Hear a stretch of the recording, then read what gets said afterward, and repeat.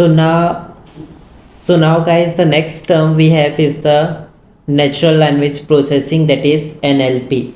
So it is a subset of AI. So in a very simple, we have understand what is AI. So you can say that NLP is the subset or a part of AI. So natural language processing means when any AI can understand our human language and responds according to that. For example, here you can see that right now we are in chat GPT and we have asked one question to chat GPT: do androids dream of electric sheep? So now AI has understand our human question, okay, human language question, and it is giving response so that we humans can understand it.